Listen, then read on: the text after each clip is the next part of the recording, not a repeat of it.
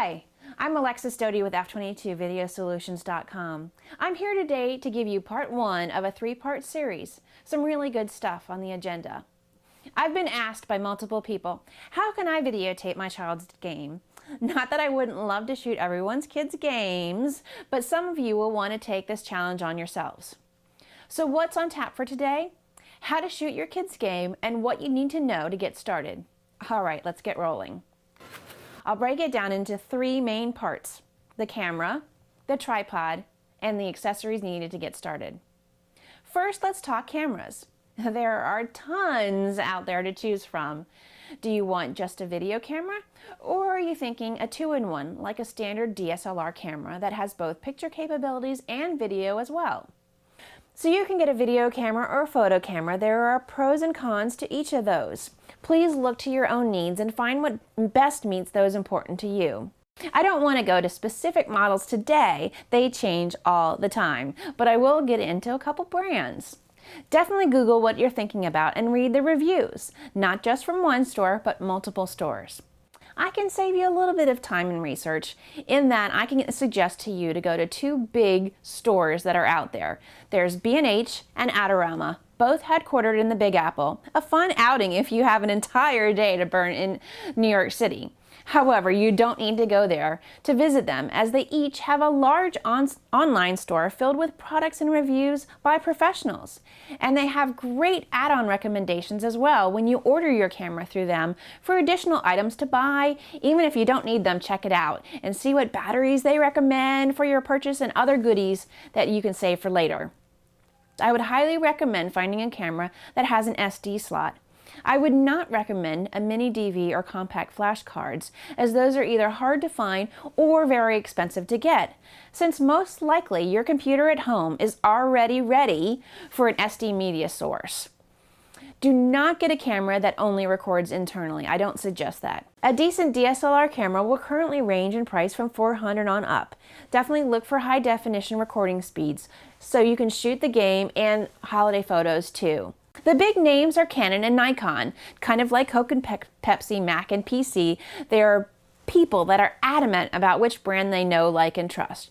Me, I have Nikons, Canons, and a Panasonic camera as well. You can also look for other trusted names such as Sony and JVC.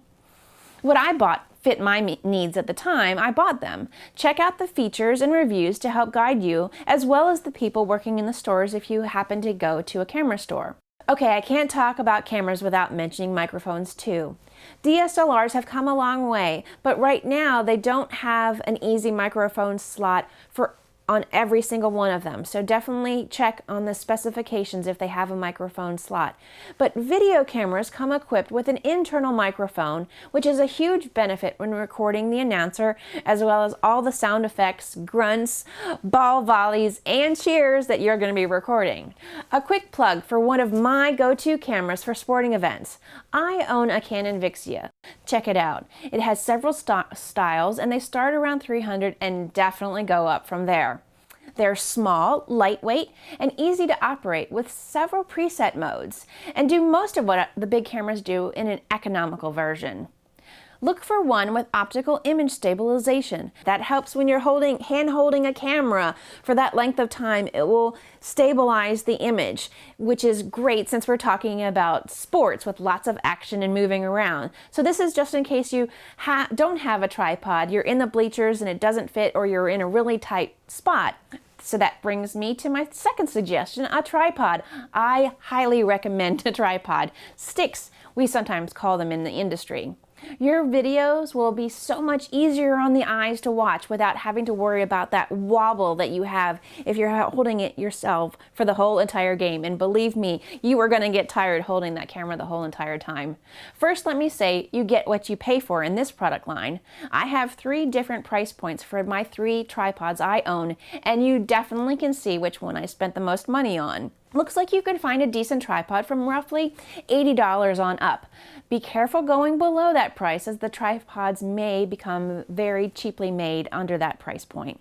And of course, there are tons of different variables, but as long as you can get your camera on the tripod, you're good to go. Lastly, we'll cover accessories, your SD card, what you're recording onto, the batteries, most essential, and the carrying case. SD cards, the only device that I record onto. They don't sell them in multi-packs like 12 batteries where you can get them all together. You can only find them 1 or 2 at a time. Pick up more than one though, I'm suggesting. Yes, you can reinitialize it, and we'll cover that again in one of our future videos. But make sure you have at least 2 or 3 for rotations, and always bring a spare in your camera bag, because just like anything else, you can get a dud, and you don't want that to happen on the game where your son or daughter has their MVP moment or the save the day play in it. You can easily find SD cards anywhere. Gosh, you can even find them at the drugstore these days. But you'll find better deals on pricing and better quality cards if you go to a seller like Amazon.com. But wherever you buy a camera, I strongly recommend adding to your cart a carrying case. It is so much easier not to forget the SD cards and the batteries if you have them already charged in the bag, ready to go. Because of course, these days we are all super busy and you just want to grab that camera and go to that game. So let me tell you that from your kids' coach to the grandparents all the way across the country, they will continually thank you for recording the games. Some might come to expect those video recordings. I hope that covers what you need to start this adventure. We're here to help you. If you need help or want some advice, or just don't want to put up with all that hassle, give us a shout and we're here for you to help provide resources and solutions. I hope this helps. Stay focused, keep shooting, and good luck. See you on the next video where I'll cover how to shoot the game, and then we'll move lastly on how to get it up on YouTube or other sharing sites to invite your entire team and family members, both near and far, to watch the game. We got this.